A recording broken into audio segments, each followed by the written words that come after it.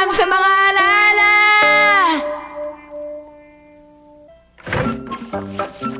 Oy! Ano yun, Doraemon? May isi-isi ka na naman dyan. Palagi ka na lang ganyan ang hilig mo humiga ng humiga. Ang mga bata, sinasabi mga anak ng hangin kahit na malamig ang panahon, hindi pwede ikulong sila sa loob ng bahay. Ako nga ay nagja-jogging. Tigil! Sorry na sprain nga pala ang paa mo kaya kailangan mong magpahinga ng 3 araw at mag-absent muna sa school. Nakalimutan ko. Ha, kawawa ka naman, oh. Panalo ka na. Ako si Nobita na pahiga-higa na lang dito sa bahay, walang pakinabang, bobo at mahina ang utak.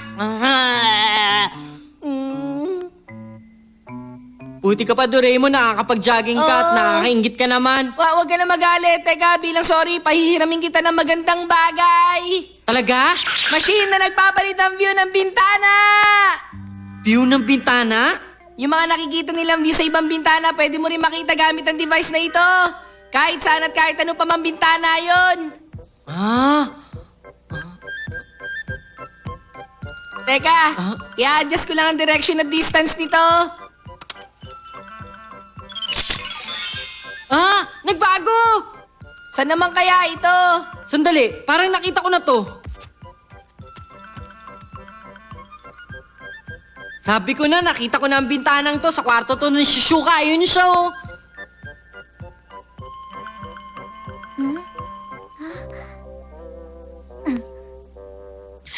Nag-iihaw siya ng kamote. Ayos!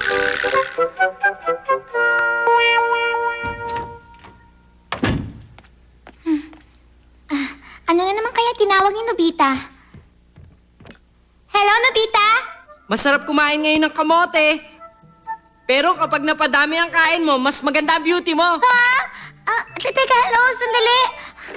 Nakakainis naman. Paano kaya niya nalaman to? Nagawa ko! Aray ko! Wow! Ang ganda ng garden! Ang ganda nga! Ang sunod naman, tignan natin yung mas mataas na bintana. Ito. Bintana sa tuktok na mataas sa building. Ang galing naman! Wow! Para mga langgam na lang yung sasakyan, oh! Kung ganon, tignan pa natin sa mas mataas na lugar. Wala na makikitang bintana sa lugar na yun kung ganon. Alin?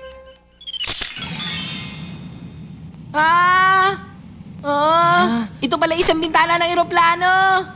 Alam mo, mas maliwanag pala dito sa taas. Kung ganon, eto. Ito ay... Bintana ng space shuttle yan. Ganito pala yon. Sunod, ipipikit ko naman ang mata ko.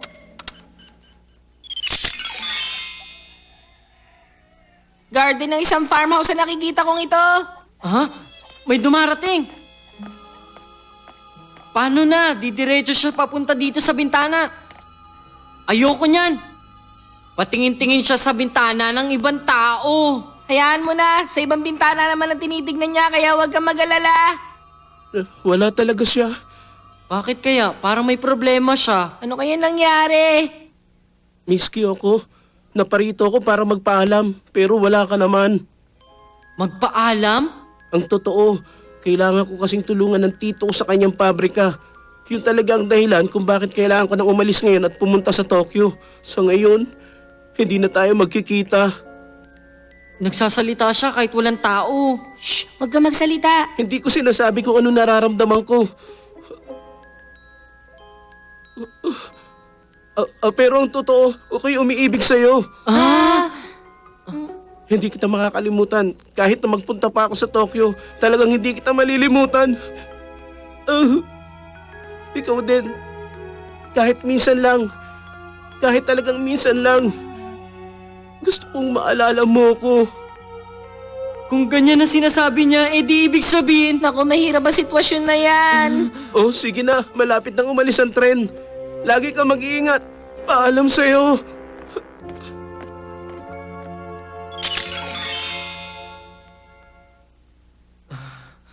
Kawawa siya. Talaga nakakaawa siya. Nalulungkot din ako para sa kanya pero wala tayong magagawa. Oo nga, tama ka dyan. Pero gusto ko malaman, Alam kaya ni Miss Kyoko tungkol sa nararamdaman ng lalaking yun? Kung sa bagay. Gusto kong sabihin sa kanya ang sinabi ng lalaki. Wala kaya tayo magagawang tulong sa kanya? Sige, subukan natin pumunta muna ron. Ha? Alam ko naman kung saan ang lugar na yun eh. Halika na! Ah?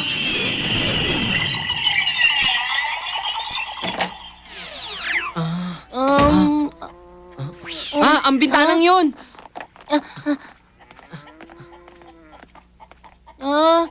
Mukhang walang tao ron sa loob.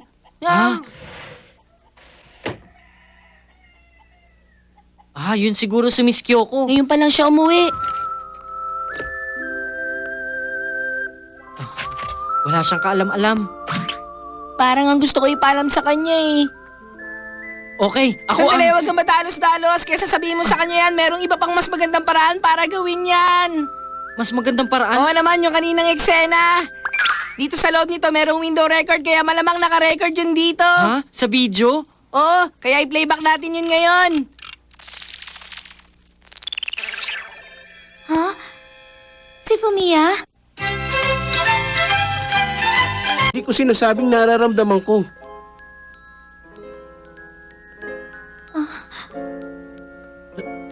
Pero ang totoo, ako'y umiibig sa'yo. Hindi kita makakalimutan. Kahit na magpunta pa ako sa Tokyo, talagang hindi kita malilimutan. Ikaw din. Kahit minsan lang, gusto kong maalala mo ko.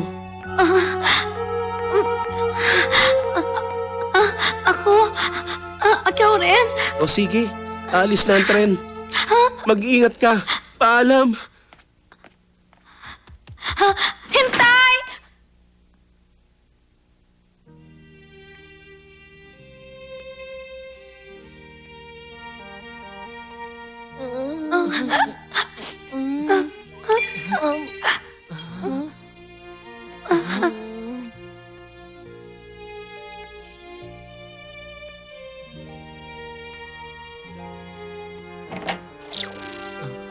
Nahihatid na natin ang dapat nating sabihin.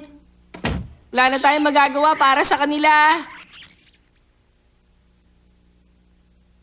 Teka, si Miss Kyoko, gusto rin niya ang lalaking yun. Ano sa palagay mo?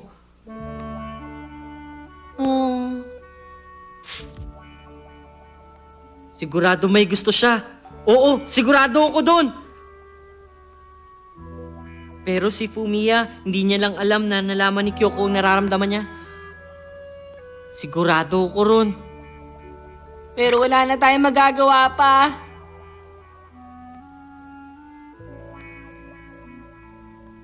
Sandali, wala na ba talaga tayo magagawa pa? Iniisip ko rin yun. Ganito na lang gamitin natin itong automatic chasing adapter para palabasin ang bintana ng sinasakyan na train ni Fumiya. Sige! Tara na! Ito ang view na nakikita ni Fumiya. Ganun pala. Tumakbo na pala ang tren. Teka! Si Miss Kyoko! Fumiya! Huwag mong kakalimutan sumulat! Susulatan din kita!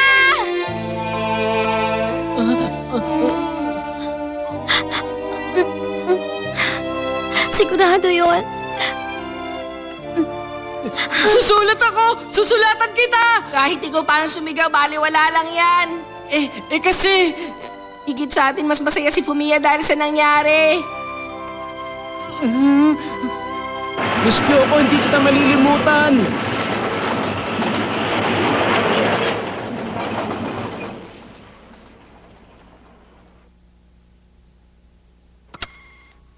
Parang...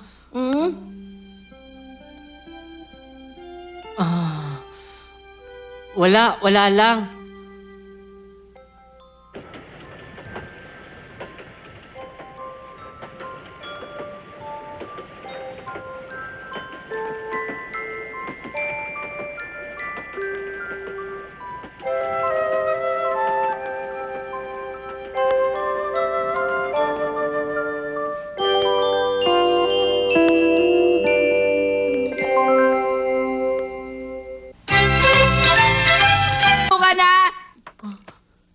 Parang lahat ng kamalasan sa buong Japan ako ang tinatarget eh. Sobra ka naman. Baka sabihin mo, hindi ka kasi nag-iingat, yun. Hindi no? Kahit kapag naglalaro kami ng baseball, sa akin tatama ang dead ball. Kapag nag-slide naman ako, nabubukulan ako. Malas talaga. Ganun pala yun, meron yata akong gamit na parang pangsangga sa mga disgrasya na kagaya niyan. Subukan kaya natin gamitin yun. Ha? Meron kang ano? Barrier point! Ilagay mo lang to sa bulsa mo pagkatapos merong lalabas ng bilog na wall at ito magpoprotekta sa'yo. Gamitin ng mga pulis sa future.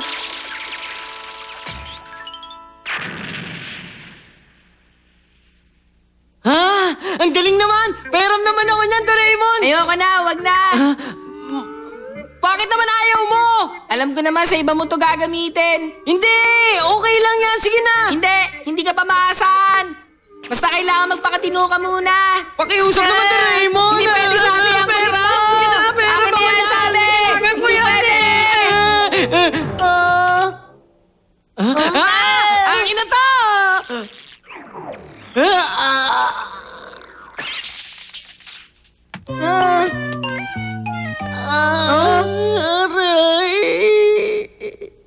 Uy! Okay ka lang ba dyan? Mag-iingat kayo. Sorry! Halika na, oy! Pero sa lahat naman kasi ganun eh. Wala nang ligtas na lugar para sa akin! Sige na nga, pairam ko sa'yo. Talaga? Paano ko gagamitin to, Doraemon? Ilagay mo sa bulsa mo tapos pindutin mo ang buton. Ipasok sa bulsa? Pindutin ang buton? Ah! Okay ka lang ba, Doraemon? Oh, Ganun pala. Wala akong nakikitang kahit ano, pero merong wall. ganun nga yun. Kaya nga napatalsik mo ako eh. Nobita, Doraemon, eto merienda nyo. Hati! Para sa'yo to, Doraemon. Salamat po, Mami. Akin yan eh! Akin yung isa! Anong ginagawa mo? Mami! Isang metro kasi yung barrier na yan eh. Barrier? Hindi. Wala lang po. Ako na lang pong kukuha para sa kanya. Ba? Sandali! Ang sarap nito. Gutom na ako! Oy, sandali lang! Huwag kang tumakbo sa akin! Ay! Doraemon, wala na bang ibang paraan dito? Naiinis ako! Kung ibibigay mo sa akin ng kalahati, sasabihin ko. Grabe ka naman! Joke lang. Kapag sinabi mong pasok ang nagsisimula sa HO, papasok ang hotcake sa barrier. Simula sa HO? Tulad ng Horenzo, Spinach, Josegio Jewelry at Hotayo o Bandage. Basta nagsisimula sa HO, papasok. Ang mga papasok dito hindi nakakatakot. Okay, hotcake, pasok! Teka, ang hotcake ko! Ako'y nasa panganib. Dahil dito, pinoprotektahan ako. Susubukan ko kaagad to. Ayun! Kapag nakikita niya ang mukha ko, kinaagat niya ako.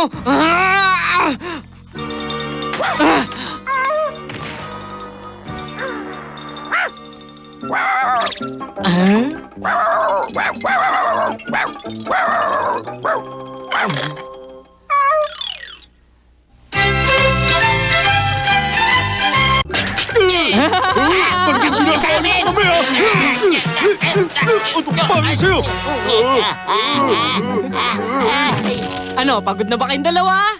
Manahimik ka! Nakapagtataka naman to. Anong gagawin natin, Damulag? Pabayaan na natin siya. Halika na! Oo nga. Wala rin mangyayari kung ganyan ang kalaban natin. Malamang na may binigay na naman sa kanya si Doraemon kaya nangyari yun. Ay! Sino yun? Dumita! Ikaw na naman! Anong ginagawa niyo dyan dalawa? Anong sinasabi mo? Di ba ikaw ang nagpatalsik sa amin? Ako, wala akong ginagawa, no? Di ba bigla kayong tumalsik? Pwede ba yun? Hoy, ikaw, Nobita! Ang kulit mo, ha? Ay, Damulag, buti ba wag na natin siya labanan? Takas na! Kahit saan kayo magpunta, susundan ko kayo! Halika kayo!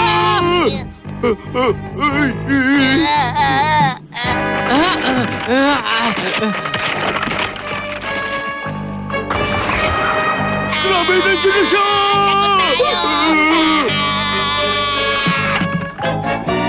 Hintayin niyo ako!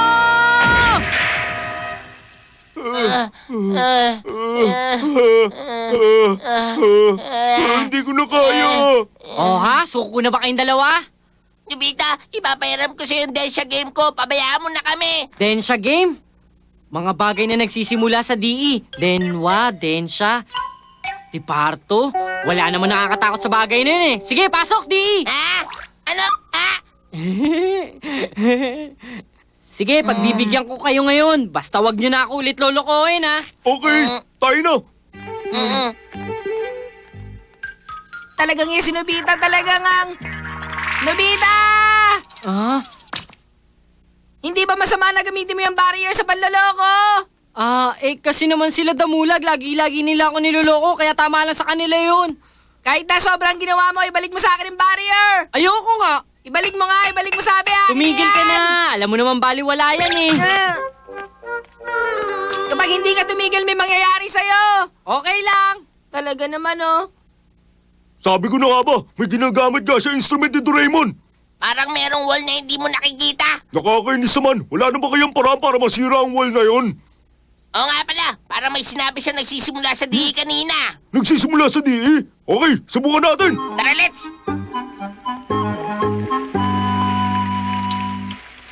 Naku, umuulan na. Pero okay lang ako. Napakaganda ng instrumentong to. Naku, umuulan na. Wala akong payong. Shizuka! Nobita, bakit hindi ka nababasa ng ulan? Sa paligid ko kasi merong transparent wall. Pasok, SH! Ah, wow, ang galing-galing naman nito. Ihatid kita sa bahay nyo.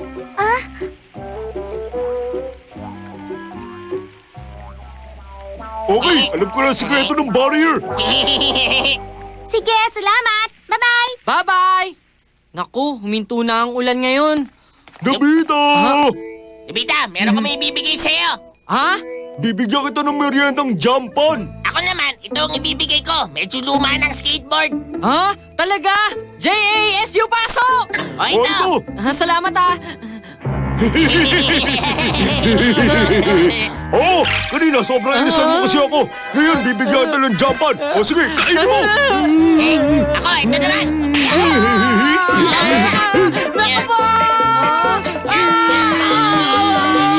Wala akong alam